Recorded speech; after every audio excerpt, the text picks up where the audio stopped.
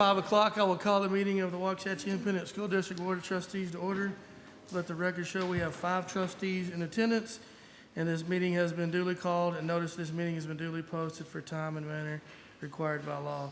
At this time, the board will convene into closed session according to section 551.001 et sec of the Texas Government Code. It is now 5 p.m.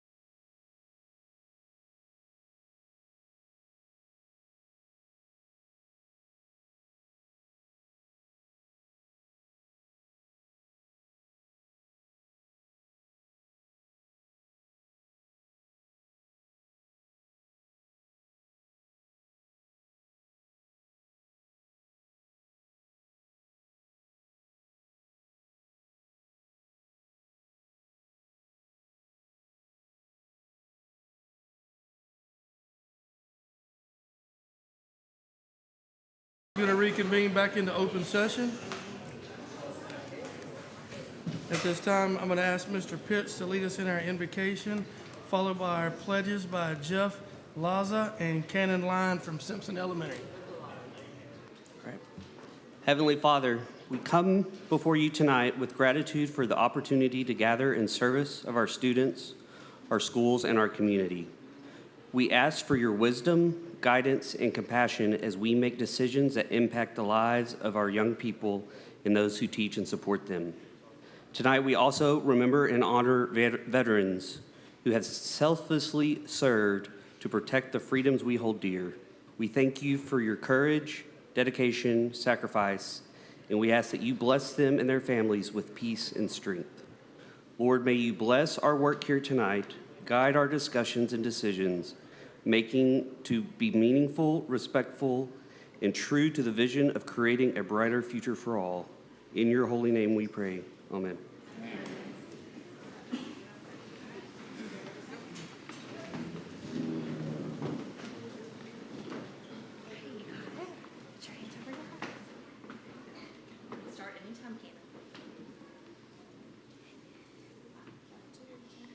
I pledge allegiance to the flag of the United States of America and to the republic for which it stands, one nation, under God, indivisible, with liberty and justice for all.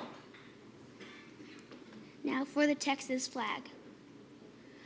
I honor the Texas flag and pledge allegiance to thee, Texas, one set under God, one and indivisible.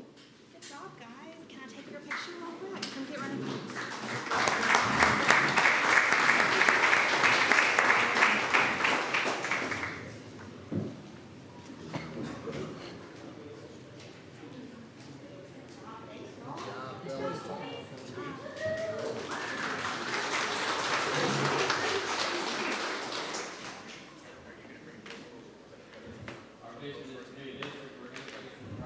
Growth is limitless.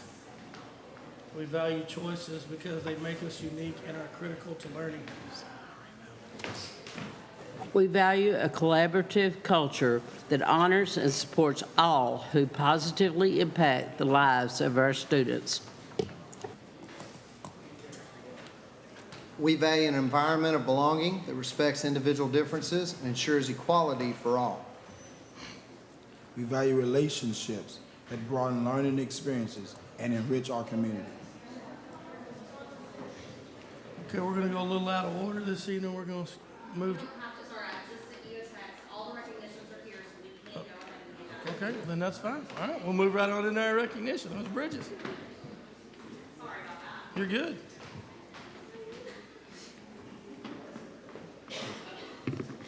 All right, good evening, Board and Dr. Hollingsworth. We have a number of recognitions this evening. We've got some students and some staff members who are just doing great things, and so I would like to first invite Brian Rogers, our Executive Athletic Director, to come up.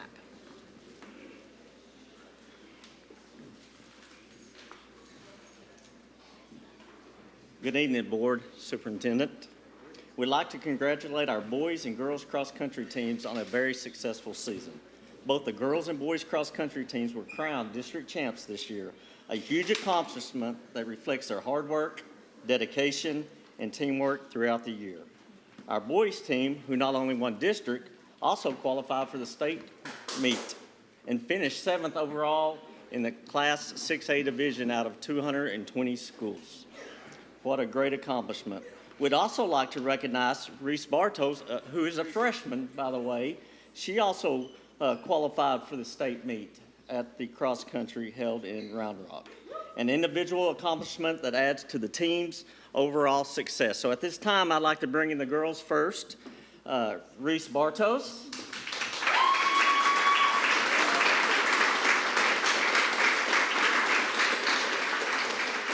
Jenna Moore, Lindsay Giles, Sydney Garza, Mara Camargo, Reagan Hunter, Zakiah Piper, Aniston Sanchez, Zariah Piper, and Mackenzie Wilson. This is your ladies' district championship team. You're gonna do the boys too? Yeah, you're gonna do the boys, yeah. Next, we're gonna bring in the boys team and take one huge picture. Graham Scott, Cooper Grady, Lucas Witt, Brock Morales, Jonathan Marsh, David Camargo, Ezra Perez, Oscar Harms, Lucas Gonzalez, and Aiden Helton. They were led by our District 11 6A Coach of the Year, Coach Dela Cruz, and his assistants, Coach Morgan and Coach West.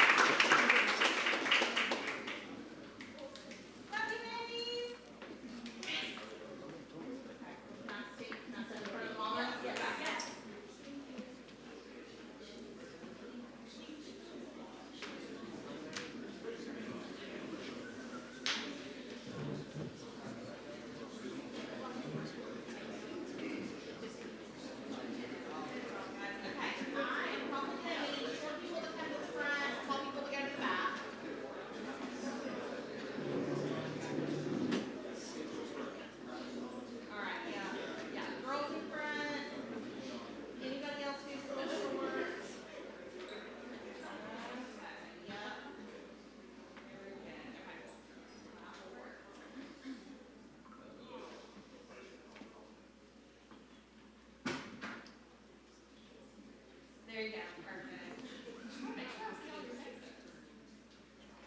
Good job, guys. Congratulations.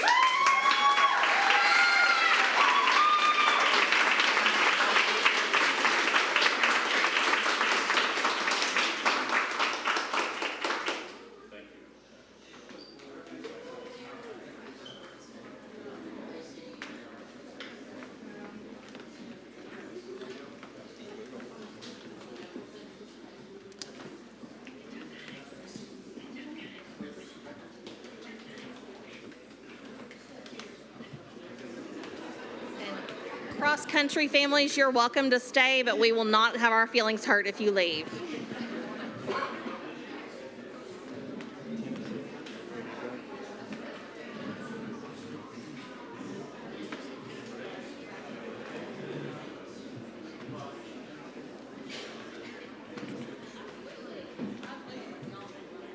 Next, we would like to congratulate our team tennis for making history.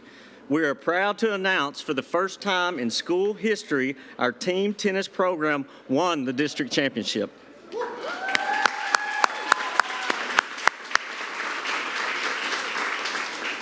This achievement showcases the hard work, determination, and teamwork of every player and coach involved. Not only did they claim the district title, but they are also by-district champions as well. At this time, I would like to bring up our girls first.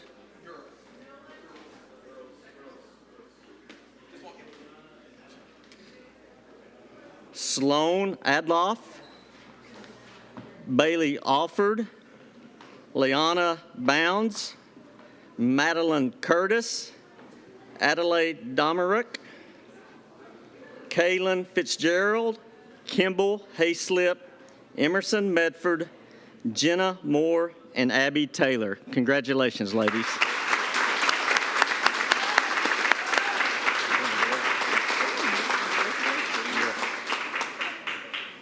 Jenna's been in 2 pictures tonight. So, boys, Liam Allen, Cooper Dunn, Hudson East, Jackson Engelbreston, Remy Gomez, Lucas Jansen, Eli Maddox, Evan Medford, Daniel Sanchez, Jacob Smith, and Landon Wheeler, your boys' team.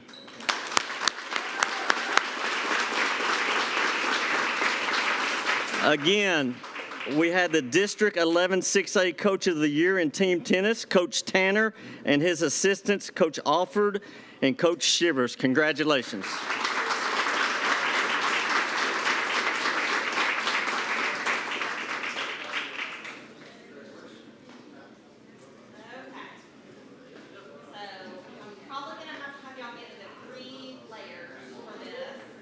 So some of the girls will come to the front and kind of walk down a little bit.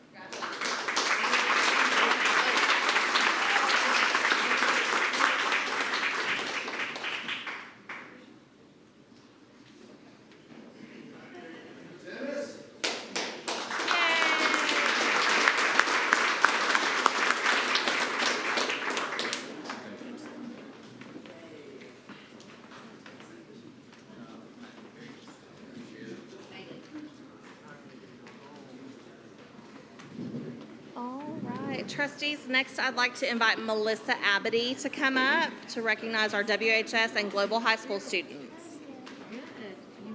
Oh, she cannot get in the door just yet. Thank you. Thank y'all.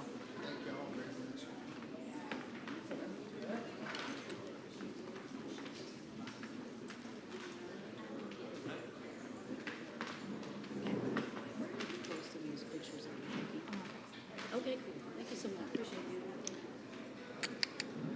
Good evening, Board and Dr. Hollingsworth. I am honored to be here tonight to bring you our 2024 College Board National Recognition Program winners. This year, we have double the number of students who have earned this award from 2023's numbers. The criteria for national recognition programs with the College Board are as follows.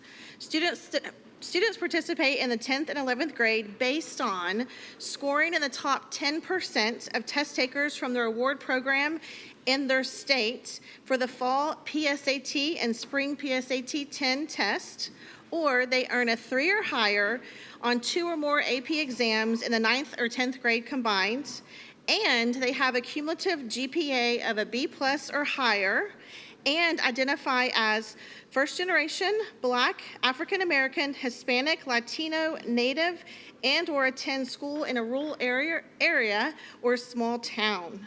This year we have 20 winners from Global High School and 37 winners from Waxahachie High School for a total of 57 winners this year.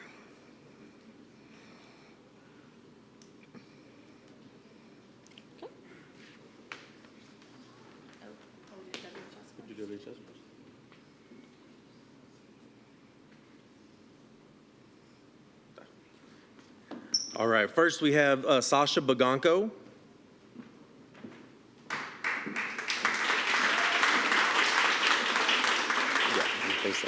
We have Ariana Collins.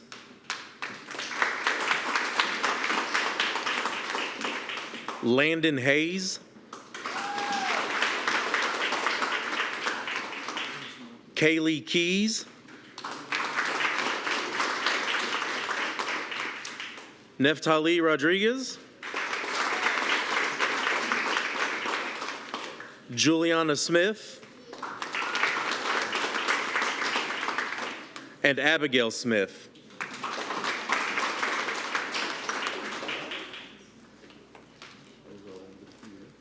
Let's get a picture. All right, all the parents take a picture real quick. All right.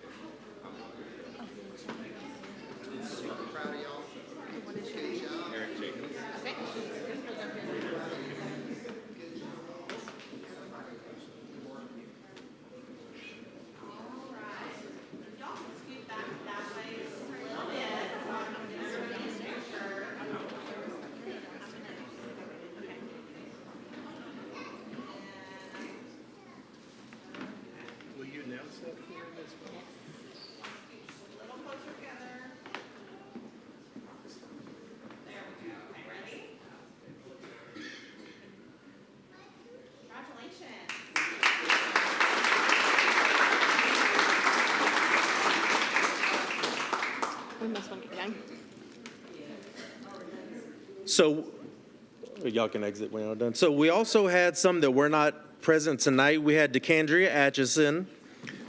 We had Caleb Birch. We had Shabreen Dillon. We had Mr. Eric Jacobs that showed up right after I called everybody's name.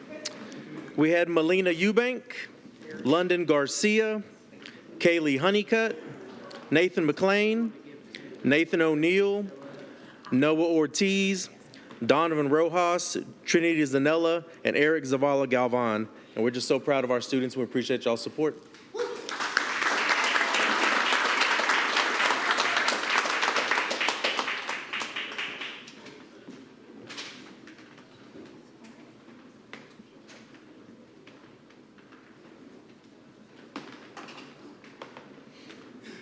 Good evening. I wanted to introduce our high school representations of the AP testers and their recognition. First up, we have Liam Alcala.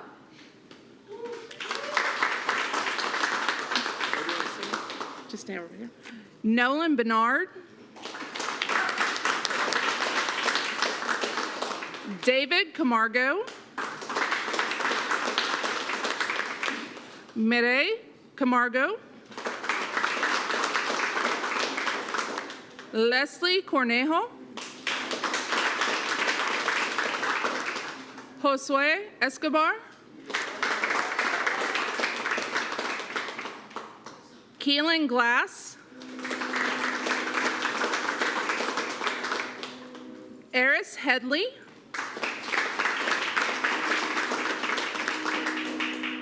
Reagan Hunter. Cricket Jameson. Harris Norman. Emilio Olmos. Zakiah Piper. Joseph Rowland. Mia Savala. And Weston Whitford.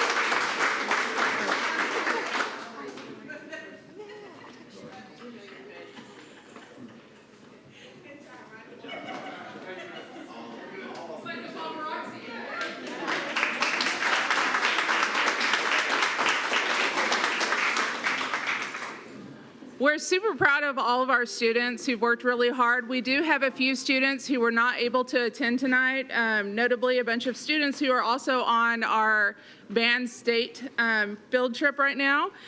So I'm going to go ahead and introduce all of our students who were not able to attend tonight. Jonas Bartnicki, Jaime Cisneros, Zila Cortez Flanagan, Macy Davis, Carolina Diaz, Charlotte Doherty, Kinsley Gary, Braden Gillespie, Ian Hayden, Jordan Ingram, Alejandro Lopez, Alex Mendoza, Adriana Moore, Tobias Moore, Zariah Piper, Valeria Rocha Medina, Hiram Salinas, Daniel Sanchez, Abram Trejo, Cadence Velasquez, Audrey Verbeck, and Mackenzie Wilson. We're very proud of all of our kiddos. They worked hard.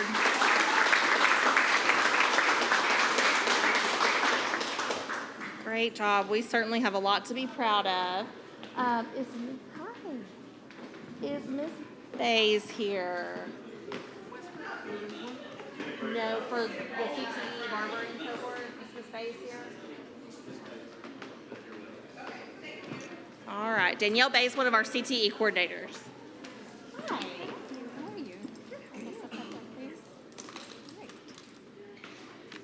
Good evening, board. My name is Danielle Bays, CTE coordinator for Waxahachie ISD, and I am proud to present our first ever.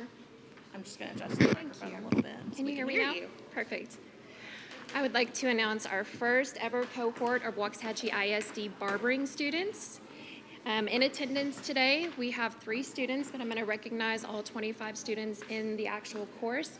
These students will take a total of 3 classes in CTE, earning 5 high school credits, and also an opportunity to earn 1,000 hours of operator experience, and then be able to sit for their state licensure at the completion of their senior year. Joining us this evening are Landon Davis, Jeremiah Jackson, and Caden Bowles.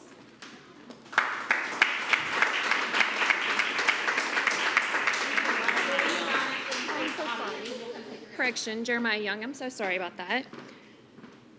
Other students not in attendance this evening include Aaron Cisneros, Nicholas Green, Renard Jennings, Diego Montalongo, Ladarian Taylor, Kashawn Coleman, Joshua Guerrera, Memphis McKeever, Grant Morgan, Matthew Vasquez, Chase Hurd, Jacoby Law, Nicole Munoz, Oscar Vega, Jeremiah Escamilla, Dana Lopez, Kimian Norris, Eileen Garcia, Dana Jones, Rigo Giuliana Medina, Giovanni Ochoa, and Jeremiah Young.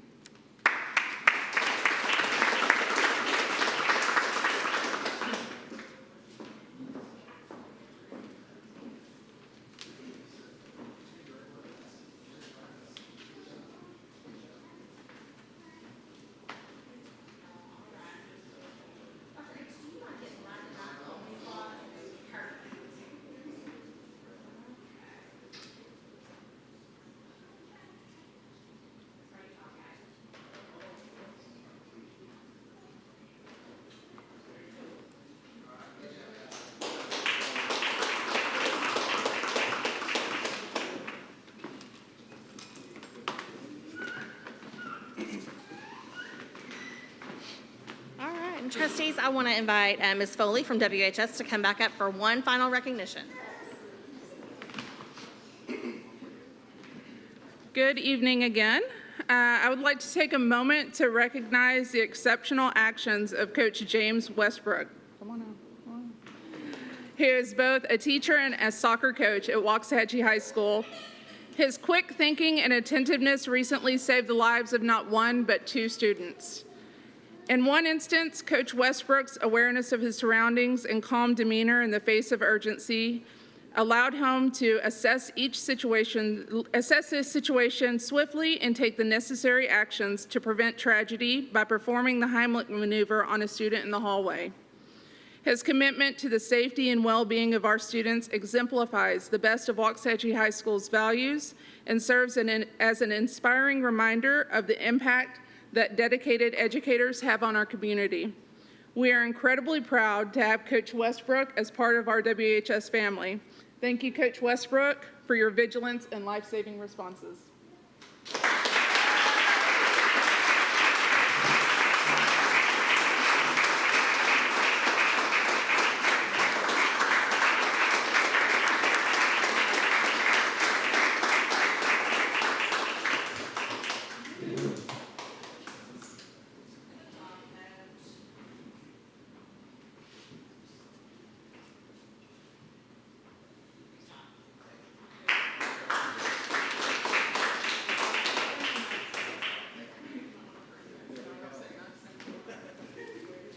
And that is a wrap on recognitions. Thank you, board.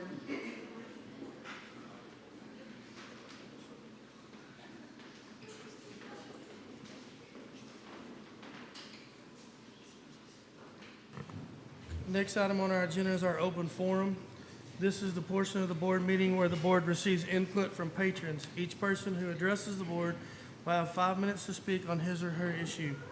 Because of posting requirements of the Open Meetings Act, board members will not ask questions of the patron nor answer any questions posed by the patron. No action can be taken on any issue presented during the patron comment section of the board meeting. Patrons addressing the board will be notified when they have approximately 60 seconds for their allotted time to speak. When I call your name, please step before the podium and state your name and address for the record, please. Barry Jacobs. Mr. Jacobs, I will be your timekeeper for tonight, and I will let you know when you have approximately 30 seconds left. Thank you, President Autry. My name is Barry Jacobs. I live at 610 Kaufman Street here in Waxahachie. I have 2 kids in the district, both at Global. I came here tonight specifically to see my son honored for his achievement with the College Board. I can't tell you how proud his mother, Nancy Rodriguez, and I are of him for his achievement. But I would be remiss if I didn't take the opportunity to thank the terrific educators at Global High School, Principal Derek Zant, and specifically a couple of his teachers, Lenitra James and Tiki Smith, who are just wonderful teachers and who serve not just as educators, but also as mentors and role models, and have really helped Eric to make this achievement. I really want to say thank you to them. Secondly, I'd like to say a word about Global. Global High School, as you know, is a terrific school by any academic metric that you want to look at, whether it's SAT scores, PSAT scores, college readiness, STAR test scores. It is not just the best high school in the district, it is the best high school in Ellis County, and it's among the top 10 high schools in all of the DFW Metroplex. It competes very, very legitimately with schools like Highland Park and Southlake, and for that matter, Townview and Irma Rangel and DISD. These are schools that either have vastly more resources to support their students with, or who are able to take the cream of, in Dallas's instance, 150,000 student body. So the fact that Global, a little school of 250 kids, is able to stand toe-to-toe with those schools is really tremendous, and they deserve a lot of credit. It bothers me, though, that the district seems to treat Global as its ugly stepchild. It's unconscionable to me that a school that is performing so well doesn't have a dedicated librarian. We need to fix that. They have practically every one of their students goes on to college, but they only have one counselor for all all 4 grades, and she's struggling to be not just a high school counselor, but also to give them college admissions advice. And I can tell you, Christine Noonkester, who does that job, she works very hard, but she's underwater. She needs your help. So my ask to you is to stop treating Global like the ugly stepchild and start treating them like the tremendous institution that you should be proud of and that it is. And finally, one last word. I've been haranguing you folks over the Keurig Dr. Pepper contract for over a year now. I'm happy to report that I spoke to the representative, the account rep who handles WISD's accounts for Keurig Dr. Pepper this morning. He agreed that that contract does not bind student organizations when they're giving the soft drinks that they are buying away. I forwarded that to Mr. Calden and to Superintendent Hollingsworth. They're both thrilled with that, and going forward, those kids should be able to have sodas at their prom. So I'm very pleased to report that. And thank you, Mr. Calden, for working with me on that. Thank you again, trustees, for your service. I know that you do a difficult and oftentimes thankless job, but you're doing a great job, and I think that what we saw here today with all of these kids is very indicative of that. That's all I have. Have a great evening. Thank you, sir.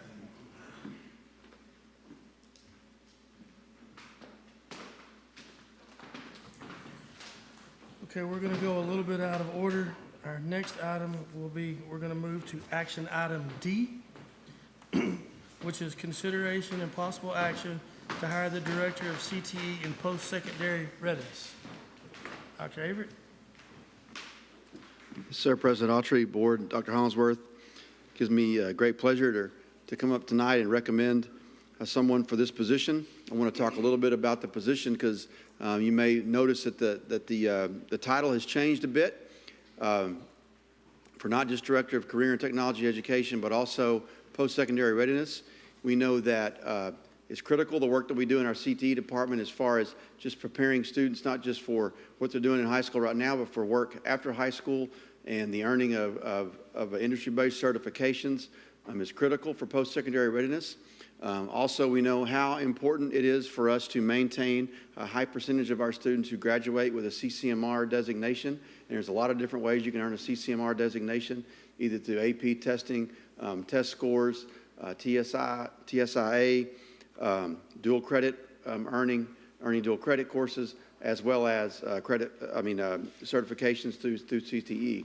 And so we know that if no one owns something, that it's very difficult to monitor it. And so this position will not only own our CTE, but also our post-secondary readiness for our district. And it's I'm proud to bring to you Mr. Blake Harrison. So Blake, could you come on up, please?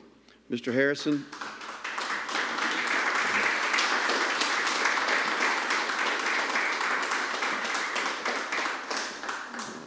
Mr. Harrison has served as a teacher, as a coach, as an assistant principal at both Coleman Junior High and at Waxahachie High School. The last 2 years, Mr. Harrison has been the administrator that supervises our CTE program as far as all the teachers and evaluations there. He is a proud product of our Career and Technology program. And so I'd like to turn the floor over to Mr. Harrison for a minute. Thank you, Dr. Averett. Good evening. I'm excited. I'm extremely excited to accept this position. First of all, I'd like to thank the Board of Trustees and the Waxahachie ISD administration for this opportunity.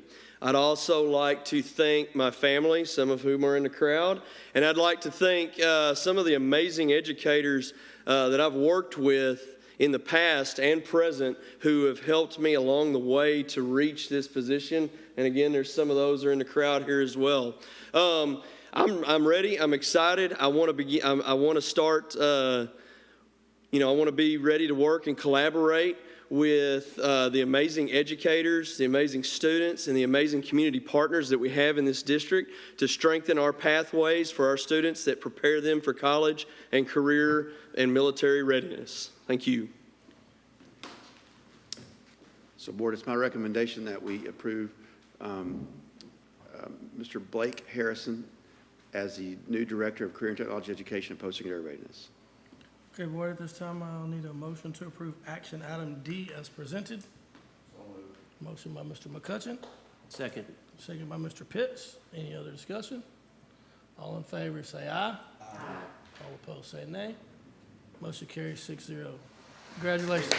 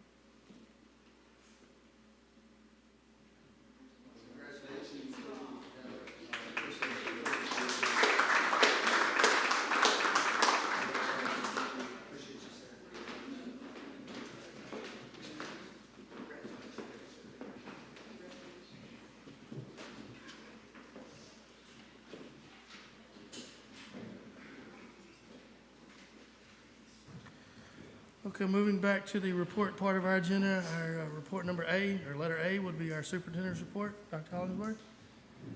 All right. President Autry, members of the board, as I do each month, I wanted to bring to you our monthly enrollment and average daily attendance to end October of 2024. We ended October with 11,190 students and ADA at 94.78%. I wanted to give you just a little preview. One of the things that y'all had requested after our academic workshop we had in August was to have some more frequent updates of our academic performance. And so tonight, you're going to hear from Mrs. Heimbuck and Ms. Hilburn. They're going to give you a presentation on our common assessment data to date. I want to point out that this is an early read. One of the things I want to point out to the board as we adopt new curriculum and resources, it's a marathon, not a sprint. but this will give you an early read on how we are doing with those new resources. And just to kind of really reinforce what you're going to hear from them, generally, we have harder assessments than what we've done in previous years. Those assessments are all given on Cambium, which is the online format on which our students take STAR. And what you're going to see is that we are either maintaining our performance or improving performance in several areas on a harder test. So that's kind of in a nutshell what you're going to hear from them. I wanted to also show you and give you, there's been some questions related to the athletic facility that is going to be placed at Hancock. The Hancock building, which is located behind HEB, and that's in the upper left-hand corner of the picture you see right there. That's where HEB is. You can see the Hancock building, and you know that it faces Indian Drive. The Hancock building will be our new Coleman Junior High beginning in August of 2025. I wanted you to see what we are building behind, and this is what y'all approved last month. There was some talk that we were putting a large athletic complex. Not so. We are putting a track for practice. We are putting a football field for practice behind Hancock. This is not a lighted facility, and it's not an extravagant facility at all. In fact, it will mirror what you have at Findlay Junior High, what we have available to our kids at Howard Junior High. So this is what we have at Findlay Junior High. That's what we're going to construct behind Coleman Junior High, with seating that will be between 200 and 250 folks maximum. So I just wanted to be sure I cleared up that piece, because I know there's been some misinformation floating around regarding what it is that we plan to build behind Coleman. And the purpose of doing that at our new Coleman is to make sure that we don't have to transport kids across Indian Drive to go over to Lumpkins to be able to do their track practices and their football practices. So that concludes my report. Any questions for Dr. Hollingsworth? Okay, we'll move to report B, which is our informational bond 2023 construction update. Mr. Mott? Good evening, Board. Dr. Hollingsworth. Here to give you your bond update for November 11th, 2024.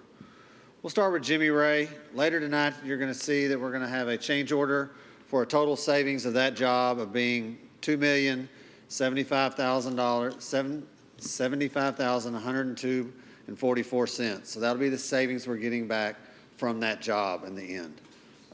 We do have a few punch list items left to do there, which we'll do those during Christmas and Thanksgiving, just to do because they're just a little bit larger than just a normal patch a little hole or something like that. There's going to be some grinding, we got to do some concrete, some things like that, some areas that we've found. But we'll do those during Christmas or Thanksgiving breaks. One thing I did want to show, especially for you, Ms. Kriegel, for those round windows, we have installed this one so far because we wanted to see how it looked first. We do have a window blind that'll go on the inside. There's 13 of these that we'll be doing, these two total.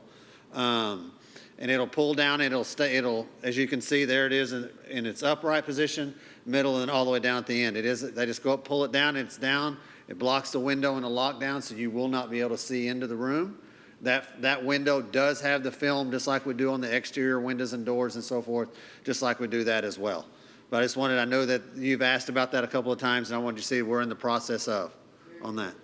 Yes, ma'am. So Wildman Steam Academy, we're about 95% complete. We are hoping to have temporary gas tanks arrive this week because the permanent gas is taking a little longer to get there, but that's the plan, to have some temporary gas there so we can start doing burn-offs, testing. We can get our temporary certificate of occupancy, those kind of things, so we can start moving furniture. We're finishing the floors. Main areas left are the carpet areas, which are usually the last ones to do, mainly because those are the easiest to get dirty. We're still doing some things in there. Library doesn't have, none of the office spaces have any of their flooring. We have one or two rooms. They have one room upstairs in the corner that has carpet in it. Besides that, we really haven't done a lot of the carpeting for that main reason. And we're starting all the final painting on the first floor and start to punch list it. You can see that furniture is planned to start moving in November 25th. And then we'll be moving that campus on Saturday the 21st and Saturday the 22nd of December of this year. So we'll be up here moving that campus with an outside firm, but we'll be arranging it to move from Old Wildman to New Wildman. That's Saturday and Sunday. We do have Monday just in case, but they feel they're very confident in getting it moved in 2 days. Here's a few pictures. You can see there's a satellite picture, or I'm sorry, a drone picture there of October 9th. And there you can see on the 5th. One of the big changes on the outside is you can see there on that 5th, you can start to see where the playgrounds have taken shape there. As of this picture, they had not, but as of this morning, they have put the awning covers on. They are up. They haven't put the actual tarp, but they did put the actual structure on. It's been a little windy and so forth to start stretching tarps and all that and going on right now out there. But everything's starting to take really good shape. Here's another picture from the front. You can see that big, nice awning there for car drop-off and pickup. This will be really nice along the front there. You'll start to see all the areas there. They're planting the trees first, then they'll come back and start planting all the grass. So you'll start seeing a lot of that grass in those areas around the building and to the left and right there, today they're removing all the temporary sprinkling that we used for that to help get that a lot quicker and easier to get that going. Here's a picture of the art room. That's just some typical cabinetry you can kind of see that we have in a lot of the classrooms and so forth. This just happens to be the art room that I happen to take a picture of. Here's your reception area. This was last week when I took it. As of today, they were out there. So the picture in the right will have another, I'm going to say like a little bar top. So this will be a little taller, like your arms rest on instead of being so low. It'll be there for when the patrons are coming in. And they were actually there today installing that today. There's a picture in the left of some of the carpentry. That is in the theater that's upstairs. The area in the back, you can see where they were doing some punch list items of fixing the wall and things like that there in that area. That's why you see that white area. It will be all black there. There'll be a curtain just like in a little theater and those kind of things. Area on the right is the actual teacher's lounge. You can kind of see what they've got going on there. That flooring you see in there is an LVT. It is not a wood or a carpet. It is an LVT surface in there. So it's a non-wax cleaning service that we've been going to help longevity and expense for longevity. And then there's your cafeteria. You can see the lights are up there for the theater. You can see the flooring there is that same flooring there in that area. Any questions on Wildman STEAM? I had one question Yes, back ma'am. to the beginning on the traffic flow with the awning. I'm looking at the awning, so tell me how the traffic is going. So you can see how they're in the front. You see how that truck is facing right now? That white truck, that is how traffic will flow. It'll come down through, depending on where you're coming from, there's a couple of entrances. Okay. It'll come, a lot of it's mainly going to be coming from the left of this picture, come down through the parking lot. We'll go to the far end of the building, go down, and there's a loop. I'll go back one more picture. You can see that loop on the left, bottom left corner of that one. That picture will be where the parents will make the loop and come back and turn across the front. The loop on the right, the larger loop, is where the bus drop-off and pickup will be. They will come into that large loop on the right on the back of the back area, and that's where they will pick kids up there. So will they be on the road there at all? No, ma'am. We have about, I think it's 4,000 linear feet, where all of our other schools are sitting about 2,200 linear feet. The questions you're asking, Ms. Kriegel, were big hurdles we had to overcome with the city and with TxDOT. Yes, sir. And I mean, really for months, we had conversations about this.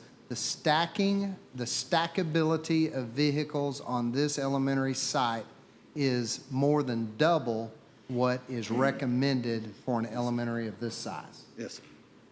Well, I know the community's asking, so I thought we would get it all out there Yes, as far ma'am. as what we're planning to do. So there's more than enough room. Thank you. I expect that Wyman will start to post their flow path and pickup path here soon. We're probably just trying to let the year get a little bit closer before we come back. They'll have that out. We do have all that, and it's color-coded for different areas and things like that. That was approved by TxDOT and the city, and they had to approve that before we can move forward. Yes, sir. Thank you. Hancock Building. So we're about 65% complete there.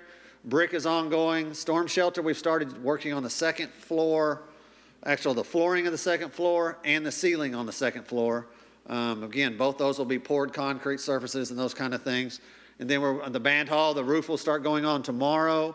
And the HVAC ductwork has pretty much finished. As of this morning, they did quite a bit of work this weekend. They were down a few days last week, so they picked up some.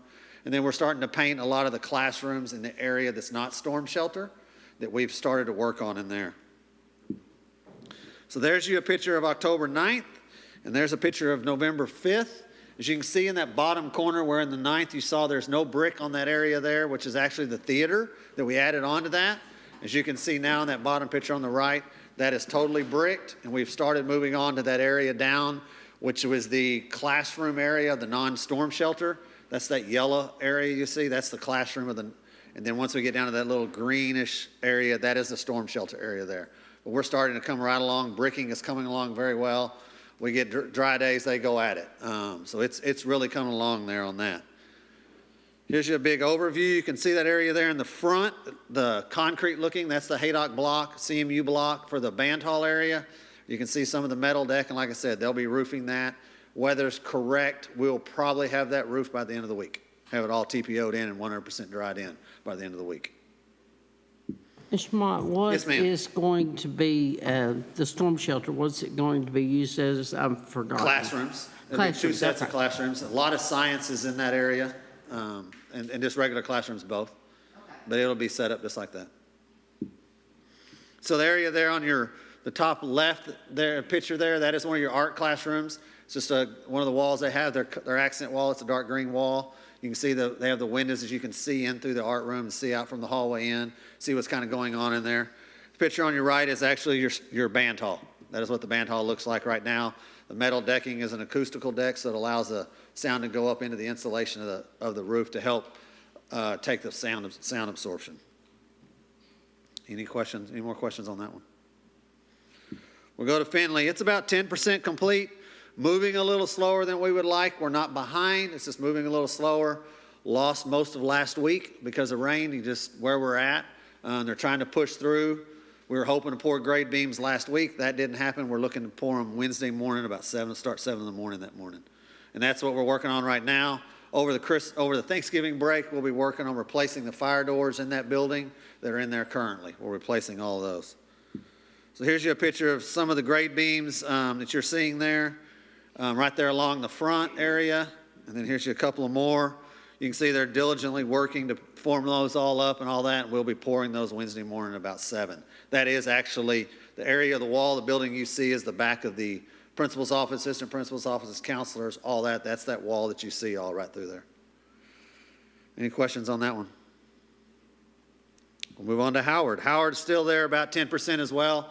Big thing we've been working on there is getting the main power line rerouted from the outside into the building. It was going to be under where we're going to be adding onto the cafeteria, and we can't have that. So we have moved it out into the bus route out there. You'll see a picture of that kind of. And then we're demoing in the undercovered area there outside on the other side of the cafeteria that we have there, and you'll see some pictures of all that. Here's your picture of the area we're demoing underneath there. You can see that they all look like where those 2 lifts are. That's what it looked like on Friday, and this is what it looked like this morning. They took all that out over on Saturday, and by the end of the day, they had those 2 windows areas, and that all moved. What you're seeing in there is actually a temporary wall that we've put up about 3 feet into the hallway, and it seals it all the way up to the ceiling, all that, so there's no dust, no air getting in or out or anything like that. The doors are all marked off and blocked off, so nothing can come and go or anything like that.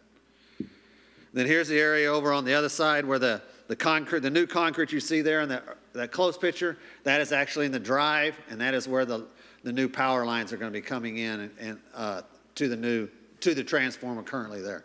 We'll kill the power on that Saturday morning of Thanksgiving break. Plan is to have it back up no later than Wednesday. And we'll pull all new power lines and remove the old ones. Any questions about that one? Move on to Waxahachie Creek High School. So right now we're at designs and drawings, we're about 95% complete there. We're finishing up. We had some meetings today. We have them this week and I think next week. We're doing our final in-person meetings with all the different areas throughout the building. We have had some already with CTE and a couple of other areas. We've gotten their ideas and changes and questions they've asked for.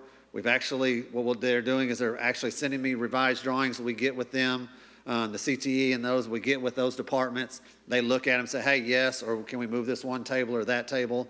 We move them around until they like them. So we're turning those after we meet with them.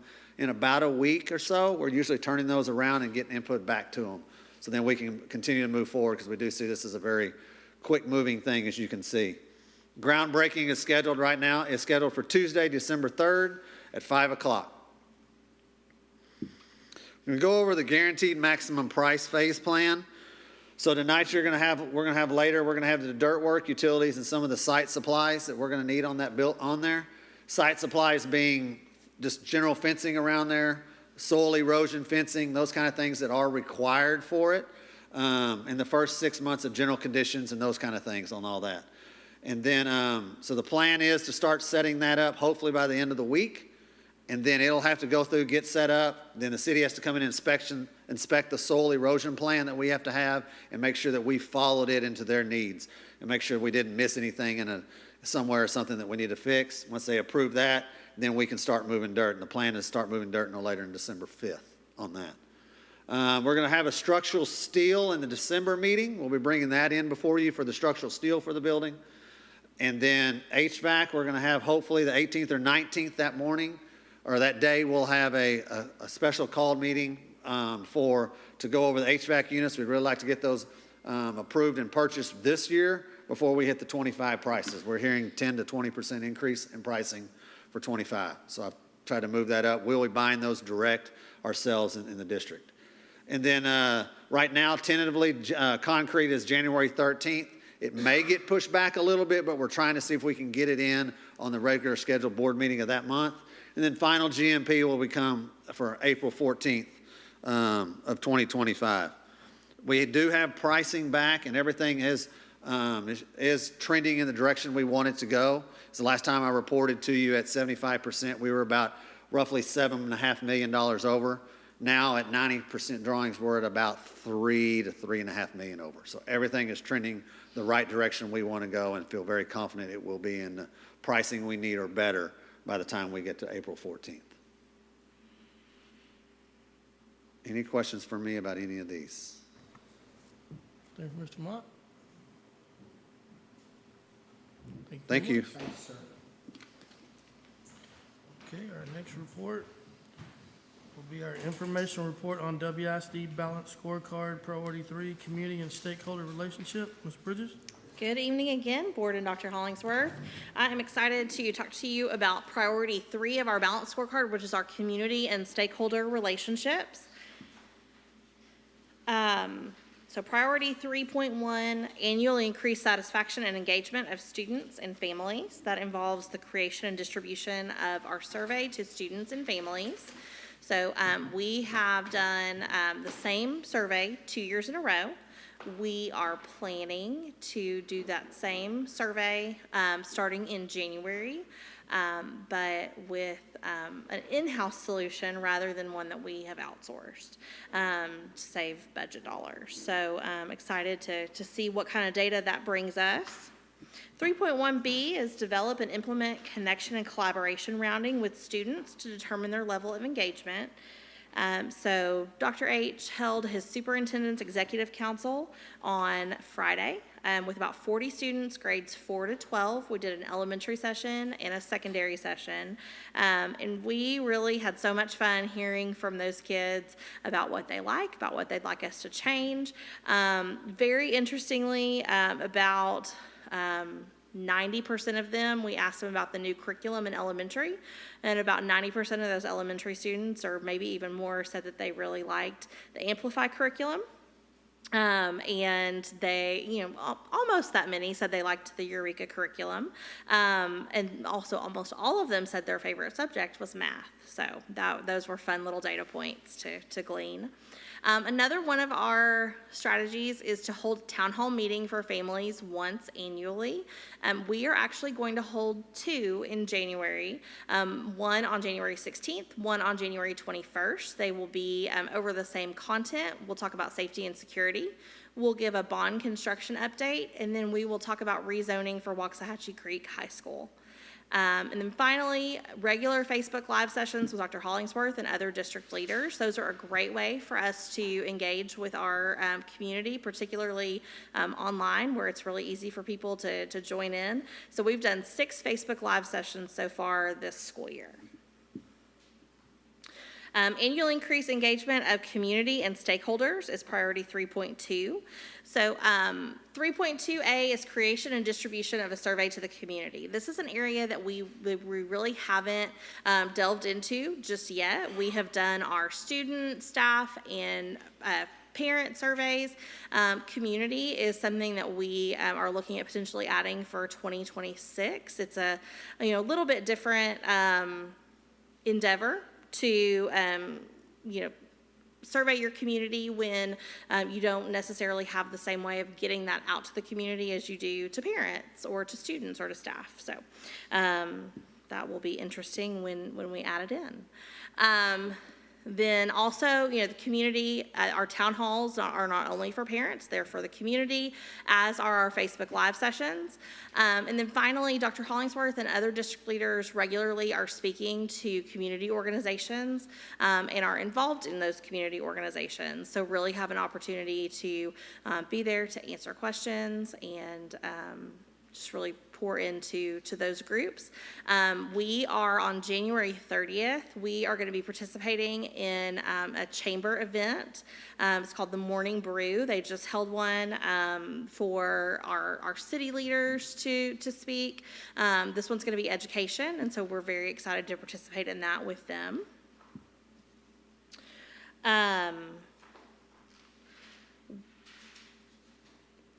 So our district and campus leaders are involved in community organizations, and they support the various events held by those organizations.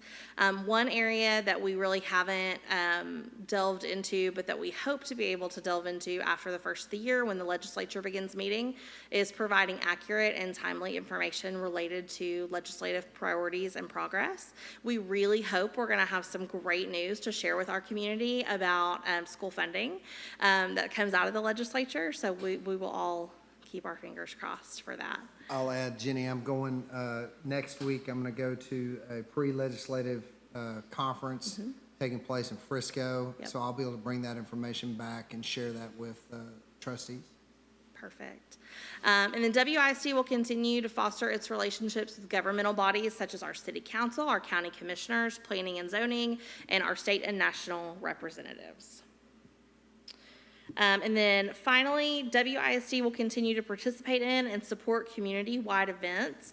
A way that we are doing that is the Great Give Back. So we have created a full year opportunity for all of our student organizations to give back to the community. Participate in at least one community service event annually as a requirement for each student organization. And we are branding all of those as the Great Give Back. So we post those pictures and just really show how we want to give back to our community who pours so much into our district. And that is my update. Do y'all have any questions? One question. You said at the beginning that 40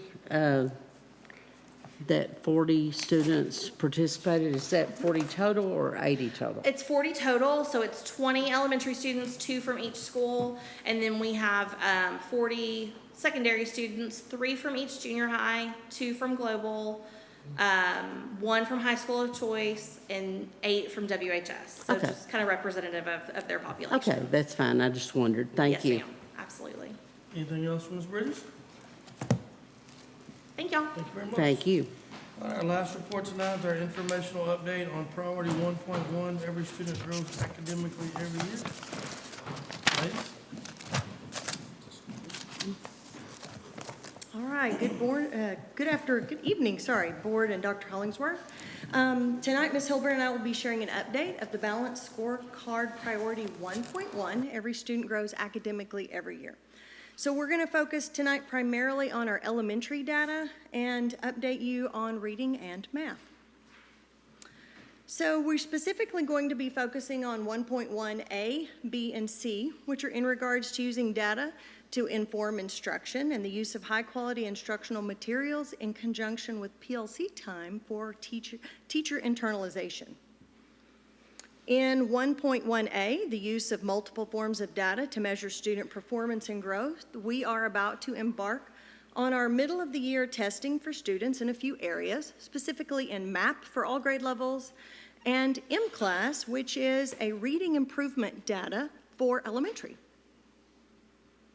In 1.1b, ensuring the use of high-quality instructional materials and research-based instructional strategies, we are continuing to utilize high-quality instructional materials at all grade levels. In the most recent elementary walks that we did with our partners at Elements, we saw 100% of teachers using high-quality instructional materials in the classroom. For 1.1c, ensuring PLC focus on the 4 guiding questions and responding to student performance through changes to instructional practices and appropriate interventions. While we know that this year has been a tough year for our elementary teachers with the internalization of 3 new resources, they are persevering, and lessons across the district are engaging, and students are learning at high rates. Our teachers are the most resilient, passionate group of educators and professionals that I've had the honor to sit with and speak with many of them in the past few weeks regarding these resources. They are all very thankful for the daily intervention time as well as the time for internalization during those 3D days. Okay, in order to collect data on the level students are progressing, we're utilizing the state-created Cambium unit tests that align with our reading and math resources at the elementary level. While these tests are aligned with the standards covered within the units, they are at STAR level mastery and include many of the new item types that you see listed here. This provides students with the opportunity to practice these new item types while being tested at mastery level. These item types first came to play in 2023. That's the first time that students have seen them in play, and they have added a few new over the years since then. So here's an example of one of those new item types that can be seen. This question is part of the 4th grade Unit 1 assessment, which contains 9 new item types out of the 20 total questions on that test. In this item type, students were required to read the paragraph and highlight the sentence that they felt best summarized the passage. As you can see with all of the green, they could have highlighted any number of those sentences, but they had to choose the best choice for summary. So this year's unit assessments for grade 2 through 5 are at a much more rigorous level than last year. This is a higher level of mastery expected from the questions that are part of the state-created Cambium test, as well as a higher level of endurance. Last year, tests were smaller in number of questions expected, roughly around 6 questions, and created at a district level to match the TEKS and the specificity required within the unit, not necessarily mastery at STAR level every single time. Here you can see an example of 5th grade math assessments last year for 5.3E, which is basic level of multiplication of decimals in a multiple choice question. You see that one there on the left. And then the one that you see on the right is this year's question. And it is the same standard, but it's in a 2-part question where students must first find the correct number to use in order to complete a model showing how they find the product, but then complete a second portion finalizing the equation with the answer. For 2nd grade, standard 2.9E, which is measurement, last year students had to use the pictures to determine the sum of the measurement of the pencil and eraser, then choose the correct answer. And you can see there are 3 answer choices there last year. This year, the same standard, however, is broken into 3 parts, where students must enter the actual measurements, then solve for the difference. While the question tests the same standard, the amount of extra procedures required this year pushes students' thinking to a different level. In reading for 2nd grade, last year, students were asked to find the missing text evidence from just 3 choices. While this year, the standard of using text evidence to support an appropriate response is tested through multiple options and even sometimes can require 2 answer choices. In this year's question, students had to choose from 5 different sentences to find the explanation. For the 5th grade standard of making inferences and using evidence to support understanding, last year, in a test that was a total of 6 questions, students were given a basic level questions on why the author wrote the selection. This year's question digs in deeper to mastery of the standard covered by asking what conclusions can be drawn from the sentence. In addition, this test was 20 questions, 5 of which were new item types. So, as Ms. Hilburn begins to share data with you, keep in mind that students this year are demonstrating mastery at STAR level with more questions. Knowing this increased level of rigor is in place, we are seeing good results from the data comparison that she's going to share with you. Note that we are on average within 10 points, one direction or the other of where we were last year. So considering the level of endurance and the level of rigor here, that's one of the areas that we're looking at as comparing in good areas. So here's the fun part. We'll just have a short quiz at the end, so no pressure on this. So just in looking at the data, I want you to keep in mind a couple of things. We're kind of comparing apples and oranges a little bit when you hear that presentation. We really went from, if you remember a couple of months ago, I talked to you about STAR 1.0. STAR 1.0 was all multiple choice questions. The testing that we're doing now is more STAR 2.0, which you can see those question types, they're much more complex. Like Ms. Heimbuck said, some of them require more than one answer choice. They're requiring more thinking from our students. The next big difference is, like she alluded to, last year we only did 6 questions. This year we're doing 20 questions. So what does that give us when we do 20 questions? Well, first of all, we get to look at more TEKs. We get to dig a little bit deeper to see what students understand and what they don't understand. In fact, today we were on a campus and one TEK out of those 20 questions was given 3 different questions. And so that's good data back to our teachers so then they can go back and reteach if our students aren't doing well on a TEK. Testing platform, I know Dr. Hollingsworth alluded to this. Last year we used Eduphoria. This year we're using Cambium. Why is that so important? Because that's where kids take STAR. The next big thing for that is we have a lot of students that have accommodations. So they're getting to practice those accommodations on the platform in which they're going to take STAR. So it's a huge practice and it's a huge advantage for that. Don, I want to add in, so one of the things that has come up, and you may get this question from time to time, is the last time we received accountability rating was in the 21-22 school year. So then the spring of 22 testing. Some people say, well, we did better. We've moved backward. That was the last time we had STAR 1.0. So the game changed. We're on year 3 of STAR 2.0.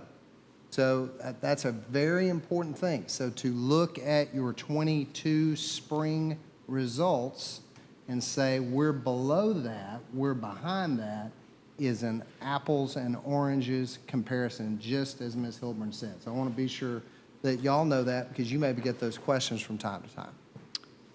Good point, and we'll talk about that when we start looking at some of the graphs. The next thing is where we're posting results. Before it was in Eduphoria, now it's in the CRS. It allows our teachers to practice looking at that platform.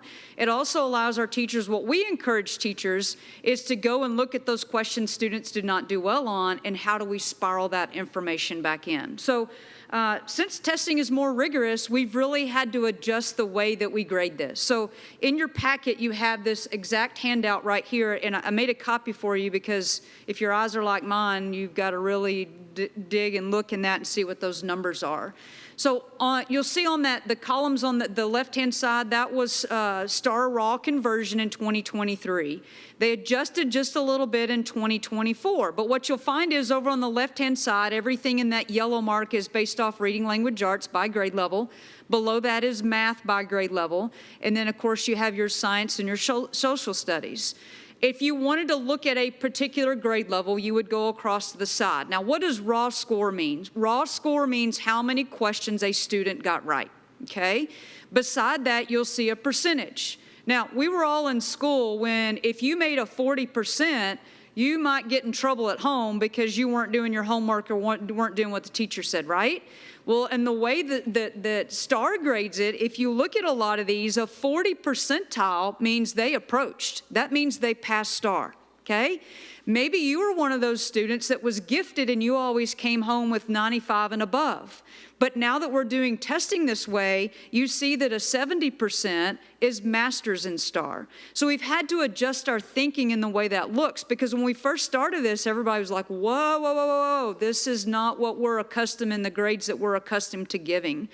So we also have to scale this for the grade book. We can't go, grade book is not graded like STAR is, and so we've had to go back and make some adjustments as that as well. But I wanted to show you this when you start looking at percentages in a little bit, and y'all go, you think 50% is good? Yeah, I do when you start comparing it to the way STAR is graded, okay? I wanted to pick out a reading language arts grade level and a math grade level that was performing at a high level. And so this is what we teach teachers. This is domain 1, all about STAR scores. And you can see the bar graph below where it says 88% approaches, 54% meets, and 18% masters. The goal that we teach teachers is you want to be 90% approaches, 60% meets, and 30% masters. Now, follow my thinking here. What you do with 90 plus 60 plus 30 is you add that up. You divide by 3, the average is a 60, okay? Now, in this example that I gave you, you add up 88, 54, and 18, and that average is right over there on the right-hand side, which is a 53, which is equivalent in the eyes of the state, that is equivalent to an 80.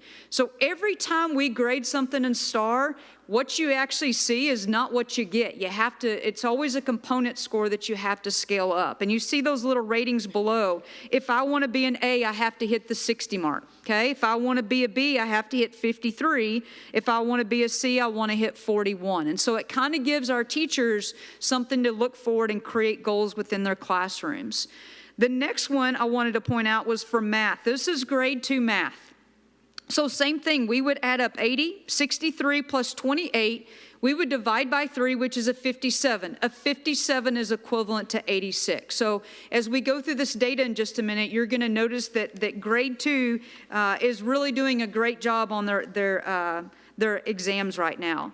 This is a scale conversion tool that if teachers really want to get down to seeing what something exactly is without using that previous table to say, hey, a 60 is a 90, maybe they want to know what 63 is. They could go type in 63 down at the bottom where it says 50, and it would pop up and tell them what their grade is.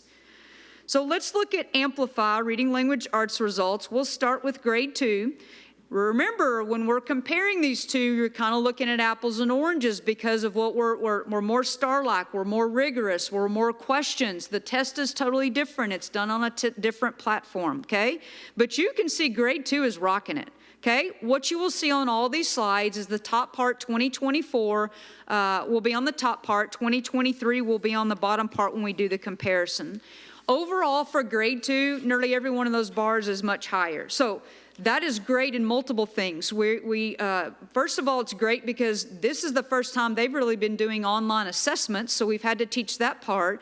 But grade 2 is that feeder into grade 3, 4, and 5. And so hopefully at this point, looking at these scores, we're getting a head start once these students hit that 3rd grade mark, that we're already ahead of the game. Okay, here's grade 3. So you'll see on the left-hand side where we had a cambium issue, the data did not come out right. We have emailed them multiple times. They still have not fixed it. So grade 3 has 2 modules, but only one shows up because of the data. So when you look at this information too, if you really wanted to do a comparison, you could say, well, if I look at Wildman for Unit 1, they increased by 6%. Remember, that's a big deal because it's a more rigorous test this year. You could look and say, well, let's look at Wedge and Simpson.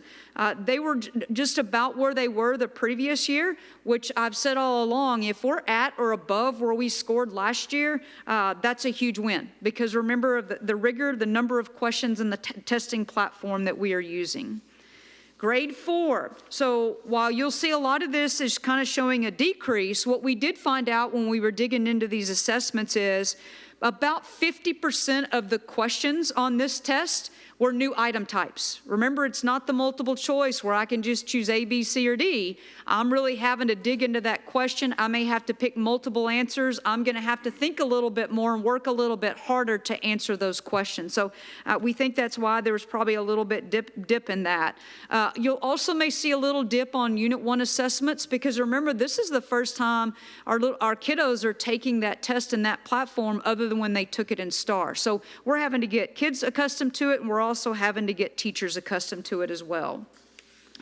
Then for 5th grade reading language arts, when you look at the two, Felty increased by 6 points, Wildman increased by 5 points.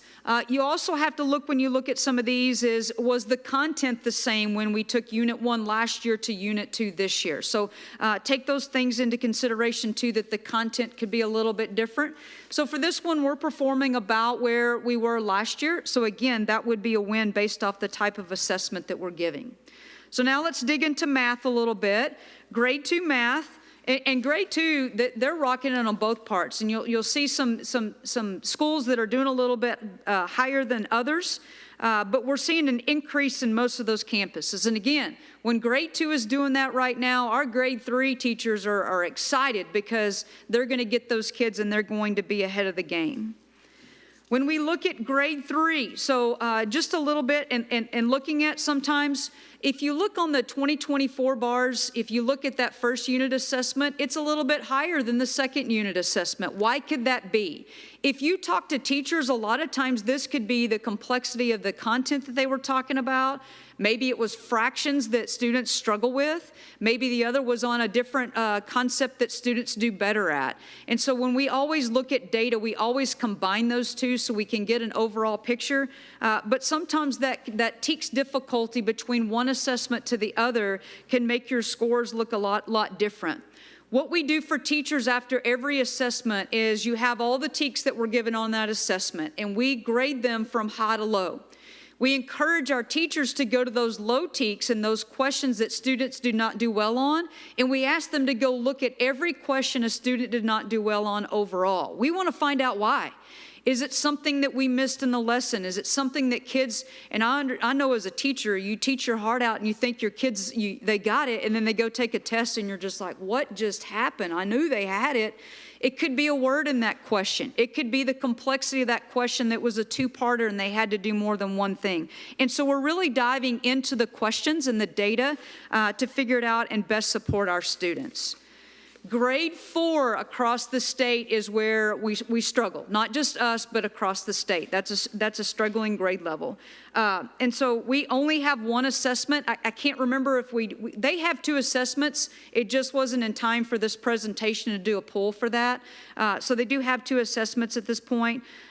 So you can compare those two, but as I stated earlier, this one right here on that Module 1, it's about where Module 1 was last year, but if you look at Module 2, it's even higher than that. So we take that as a win at this point. And then for grade 5, just looking at it, we have 2 assessments for this. We just didn't have it in time to pull for this presentation. But we're about where we were last year, if not a little bit forward. So kind of overall, to sum it up, if you had to want my take on it, you know, it's kind of one of those things, we're not exactly where we want to be, but we're making great strides. And we feel like we're making great strides just with the complexity of the questions that we're asking, just that we have kids and students on the same pace, and then we feel really good about where we are at this point. So, and we're going to have continued success in this. Okay, question 1 is, no, just kidding. Any questions for us? One thing, Ms. Hilburn, I noticed that the different testing it was different. So one time you tested quick checks, and was this just the best comparison that you could come up with? Yes. So really, when we hit next year, if we're doing the exact same thing, it'll be a better apples to apples comparison. So that's why I wanted to tell y'all, when you look at this and maybe we're not performing higher or we're performing right at, we really are when you compare the complexity of the questions, the number of questions that we're doing. it's truly a win. Okay, so next year's, except for, It would be apples you and know, apples. Amplify is definitely up for debate Yes. at the State Board of Education meeting. But, I think the key thing is really looking at the question types when you Okay. look at Star 1.0 versus Star 2.0. okay, Yeah, okay, thank you. thank you. Anyone else? Would you please send this to me on the email? I know it's small. And I had fun this Saturday trying to read it off. Anyone else? Thank you, ladies. Thank you. All right, board, next item on our agenda is our consent agenda. We have items A through O. We are going to remove item N for consideration. So we have items A through M and O for the consent agenda.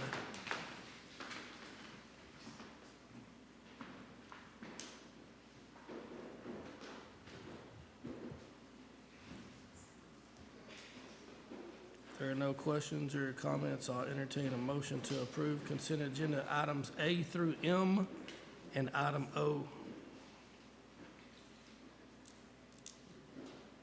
I'm sorry, Casey, what letter did you say was moved? N, Oh, I thought you were saying M. N is in Nancy. N, okay.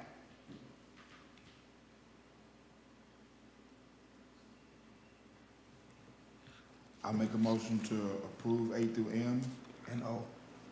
I have a motion by Mr. Cooper, second by Mr. Schofield. Any other discussion? All in favor say aye. Aye. Opposed say nay. Motion carries 6-0.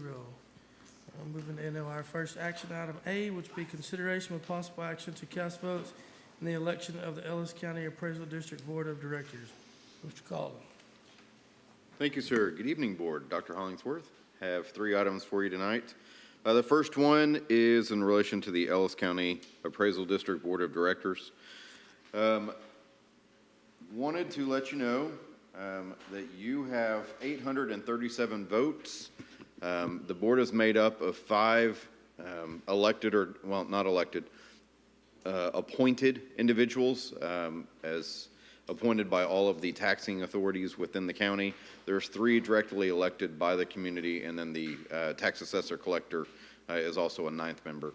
So right now you have 837 votes. There are 7 nominees that are put forth tonight. It takes 834 votes for any person to secure an appointed position on the appraisal board. So board, it's up to your discretion as to how you want to allocate your votes. You can put them all for one candidate. You can put them all for multiple candidates. It's truly up to you how you want to vote those.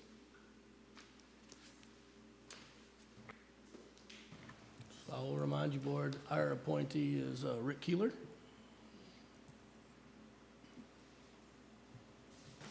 I move that we allocate our votes to Mr. Keeler, How many? Number? all of them. Okay. I have a motion by Mr. Schofield to allocate all available votes to Rick Keeler. Is there a second? Second. Motion by Mr. Schofield, second by Mr. Pitts. Any other discussion? All in favor say aye. Aye. Opposed say nay. Motion carries 6-0. All right, action item B, consideration of possible action to approve a change order to amend the final price of Jimmy Ray Elementary School to accept the project as complete and authorize release of final retainage on the project. Thanks, sir. Mr. Mott has already kind of spoiled the surprise on this one, but board, you may remember the guaranteed maximum price at Jimmy Ray was $35.5 million when you approved it at the beginning of the project. As the project is substantially complete and we are working through just the last couple of punch list items, the total construction cost is $33.4 million. So a deduct change order of $2,075,102.44 is presented for your consideration tonight to reconcile the original GMP with the final construction amount. In doing that, we ask you also to accept the project as complete, as we are having school over at Jimmy Ray, and also in accordance with board policy to authorize the release of the final retainage payments.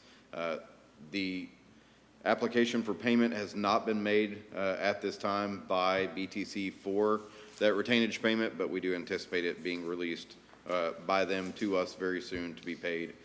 We've reconciled the books on this project. We believe everything's in order, and so we're asking you to authorize that release when that application is received. Any questions for this item? Okay, I'll entertain a motion to approve action item B as presented. So moved. Motion by Ms. Kriegel. Second by Mr. McCutcheon. Any other discussion? All in favor, say aye. Say nay. Motion carries 6-0. And our last action item would be consideration with possible action to approve early grading and site package and authorize construction to commence on Waxahachie Creek High School project at a price not to exceed $18,500,000. Comma, spoiled by Stephen Mott, again.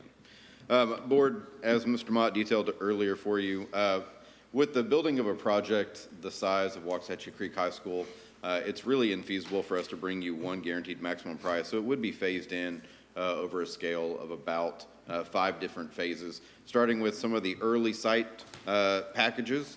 Mr. Mott detailed, we're about 95% with the drawings. We don't anticipate substantial changes. We don't anticipate a super enlargement or even a shrinkage of the actual foundation of the building. We anticipate there might be some walls here or there that may move on the interior of the building, but generally at this point, we believe most of it is going to be set and established. So we are asking for your permission tonight to proceed with the early grading and site package on that project. We do anticipate the cost to be below $18.5 million for this. That is about $1 million below our budget as we go through budgeting out the project. As Mr. Mott detailed earlier, we're about $4 million above the actual budget for construction at this point, but believe that to be trending in the right direction and be in good shape. So asking for your approval tonight so that we can continue working through the construction of that project on time. We do anticipate having final guaranteed maximum price to you in April of 2025.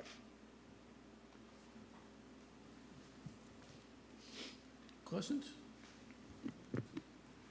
One quick question. So if we approve this and there are site changes, how does that affect?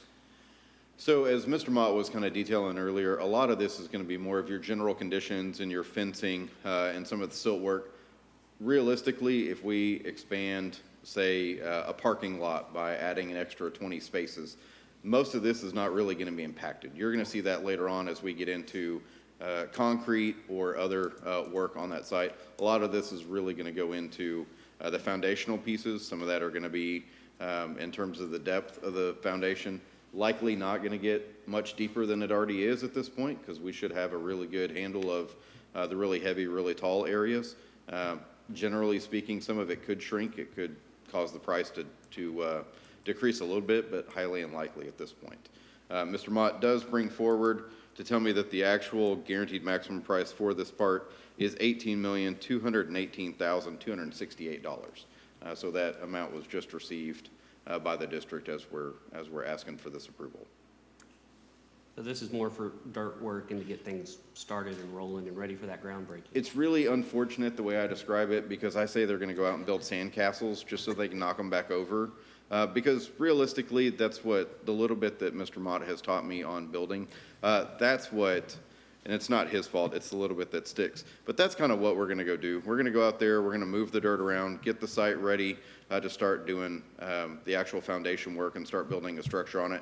But you see a lot of put it together to tear it apart. So we'll tear it apart, put in utilities, we'll put it back together, then we'll start building stuff and go at it that way. So I unfairly characterize it as building sandcastles.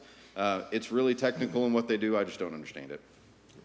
I will add, the board should be commended for the selection of that particular site. I know that we've heard in our construction meetings that it's really good soil. There's, they're not going to have to do a lot of adjustments because of that soil, and so that's the extent of my knowledge, but I know it's good, and so the board's to be commended for that. So in reference to the motion, do you still want to stick to the $18,500,000 not to exceed? No, sir, we can change it to the $18,218,268. Okay. $18,218,268. Okay, So at this time, I'll entertain a motion to approve action item C as presented. So moved. Motion by Mrs. Kriegel. Have a second? Second by Mr. McCutcheon. Any other discussion? All in favor, say aye. Aye. All opposed, say nay. Motion carries 6-0. Thank you, sir. Thank you, Board. All right, now our last part of our meeting tonight will be comments from individual board members in any particular order. I'm going to go ahead and make one on behalf of Ms. Timmerman. She asked me to share. She is always early, not ever late, and she's also present at everything, but she wanted to make sure that the community knew and that fellow trustees know that she has been supporting our band at state. The band is down at the state marching competition. They performed today at 1:40 at the preliminary competition, and we're hoping that we'll find out this evening if we advance to finals tomorrow, but she wanted me to share that. Okay, first, I want to use a point of personal privilege, and I want to invite everybody to the craft fair that they're having at Coleman Junior High on the 23rd. We raise a lot of money to help our kids during that, but mainly I want to commend the around 200 that we have that are already volunteered to help us carry out the craft fair. And that is awesome to have that many students and teachers and counselors and principals come to volunteer to help us. So that's, I want everybody to come out on the 23rd for a really great craft fair to help a really great cause and help us give back to the kids, because that's what it does. And then I also wanted to commend Ms. Timmerman and the Kiwanis Club, because Debbie and I laughingly say, I feed the kids and she clothes them. So the Kiwanis Club has a clothes closet for all the kids that are in need too. So I want to commend her group for being able to carry that out. So anyway, that's everybody have a wonderful Thanksgiving. Anyone else? Okay, at this time, I'll entertain a motion to adjourn. Motion by Mrs. Kriegel. Second by Mr. Cooper. All in favor, say aye. Opposed, say nay. Motion carries 6-0. Thank you very much.